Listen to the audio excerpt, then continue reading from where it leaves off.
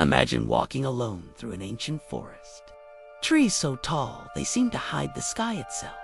Cold air, absolute silence.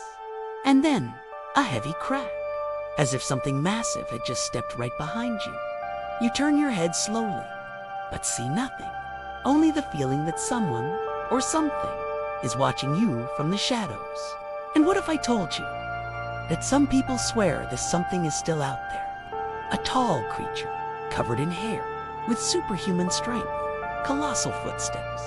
A being that has never been captured, but is always seen. So the question is Bigfoot just an American myth? Or are we talking about the real, most elusive inhabitant of all North American forests? The figure of Bigfoot, or Sasquatch, has been present in North American culture for centuries. Long before European settlers arrived, many indigenous tribes told stories about giant beings who roamed the forests. Sasquatch, Skookum, different names for the same creature. A colossal humanoid, strong, silent, and incredibly intelligent. Over time, these stories merged with popular imagination. As America expanded westward, explorers, hunters, and loggers started reporting strange encounters. Enormous footprints in the mud, roars that no one could identify. Giant silhouettes slipping between trees before anyone could get a clear look. But everything changed in 1958 in Bluff Creek, California. A series of massive footprints was found at a construction site, and local newspapers began publishing the story.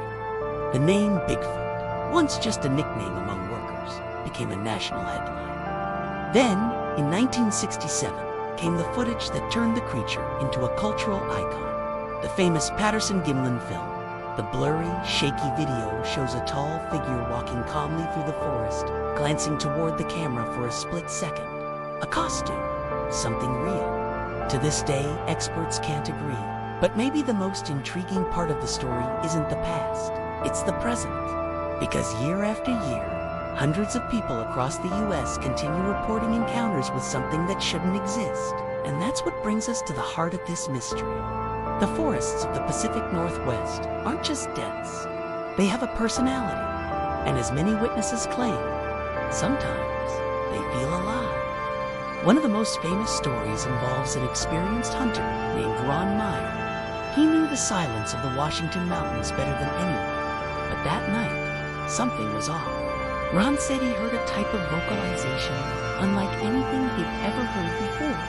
Deep, low, and stretched out like a roar that traveled for miles through the trees. The sound was so powerful, he could feel it vibrating in his chest. He assumed it was a bear, but when he spotted a silhouette about 50 meters away, he realized he was completely wrong.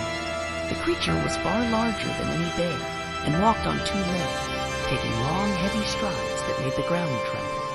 Ron froze, watching the figure disappear into the darkness. And this isn't an isolated case.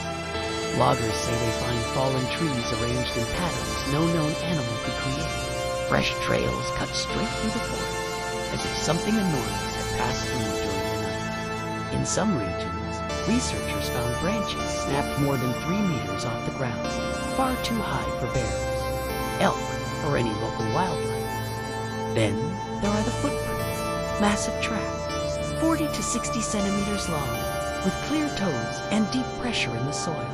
Many have tried to replicate them artificially. Very few succeeded. And then comes the most disturbing part, the direct sighting.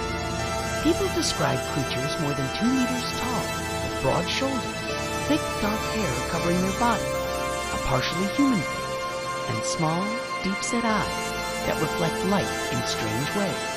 Independent witnesses from different states describing exactly the same being. A woman in Oregon said she was driving at night when she saw something standing by the side of the road. When her headlights hit it, the figure looked up, then crossed the road in 3 giant steps before vanishing into the trees. Another case involved a group of campers who heard footsteps circling their tents. Thinking it was an animal, they pointed a flashlight toward the woods and saw 2 massive figures watching from a distance, their amber eyes reflecting the light. When they tried to approach, a strong, humid smell filled the air, making them back away immediately.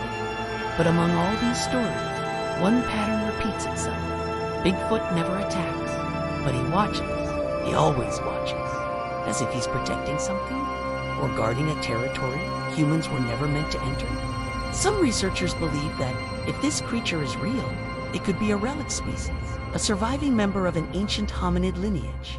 Others think Bigfoot is something more, a spiritual entity, a guardian of the forest, present in indigenous legends for hundreds of years, which leads to the question no one has ever answered.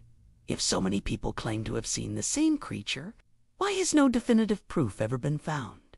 Is it intelligence? Is it luck? Or is Bigfoot something we've misunderstood from the beginning? Maybe what we see isn't what he truly is. Among all the cases involving Bigfoot, there's one that researchers almost avoid discussing, as if mentioning it might bring the creature closer.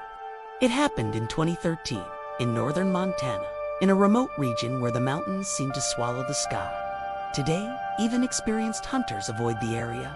A biologist named Michael Harrington was conducting field research on local predators.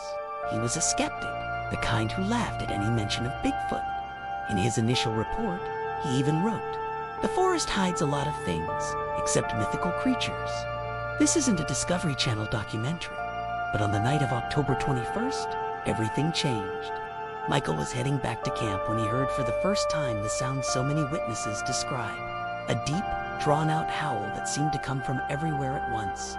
A sound that didn't belong to this world. He tried to record it with his phone, but the device froze. Something other campers have also reported during supposed encounters.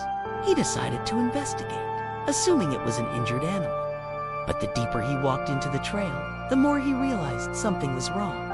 The forest was unnaturally silent. No insects, no birds, no wind. The kind of silence that only happens when a very large predator is nearby. When he approached a small clearing, he saw something that would push him to leave his profession just a few months later. The creature had its back turned, crouched over the carcass of a deer. Its body was enormous, more than 8 feet tall, dark hair, wide shoulders, arms so long they nearly touched the ground. But that wasn't what froze him in place. It was the posture. It wasn't acting like an animal. It looked like it was analyzing something, studying the prey, understanding it. When Michael accidentally stepped back, a branch snapped under his boot. The creature instantly lifted its head and then slowly turned toward him. That's when Michael realized there was no hatred in its eyes. There was awareness. He stood completely still, staring at something that should not exist. The creature took 2 steps toward him, each one heavy and deliberate, like it was evaluating whether he was a threat. And then, without warning, it unleashed a roar so powerful that Michael collapsed to his knees, covering his ears. The sound felt like it vibrated inside his bones. But instead of advancing, the creature stepped back into the darkness, melting into the trees as if it had never been there at all. Michael left the area the next morning, abandoned his equipment, and never returned. His colleagues say he was never able to fully explain what he saw. He only repeated one thing, over and over. If that thing isn't human, and it isn't an animal, then what's left? To this day, his report remains one of the most detailed and consistent accounts ever recorded, though many try to dismiss its authenticity. But if it's real, maybe it explains why Bigfoot remains invisible to the modern world. Maybe he's not trying to hide from us. Maybe he's keeping us away from something much bigger. After decades of testimony, footprints, encounters, and evidence that refuses to disappear, the myth of Bigfoot remains as alive as ever. Unlike other legends, it doesn't fade with time. It grows stronger, and in every new story, the same pattern emerges. He watches, he patrols, he stays in the shadows, but never attacks. Some believe Bigfoot is simply an uncatalogued animal, a survivor of a forgotten lineage. Others insist he's a guardian of the forest, a figure present in native folklore for centuries before entering popular culture. And then there are those who think he's something in between, a being so ancient and adapted that it simply doesn't want to be found. The truth? Nobody knows. What we do know is simple. As long as there are deep forests, ancient mountains, and places where sunlight barely touches the ground, Bigfoot will always be there. Silent, watching, impossible to prove, impossible to forget. And maybe that's exactly what you want. If you made it this far, get ready, because this is just the beginning. What would you do if you were alone on a trail and heard heavy footsteps behind you, would you run, look for help, or stay still and find out if the legend is real? Tell me in the comments. Do you believe in Bigfoot? Yes or no? And why? And don't forget, subscribe to the channel. Turn on notifications. Leave a like if you want more investigations like this one. And of course, share this video with someone who'd be brave enough to camp in a forest where Bigfoot might be watching right now. See you in the next episode. Until then, be careful with what hides between the trees.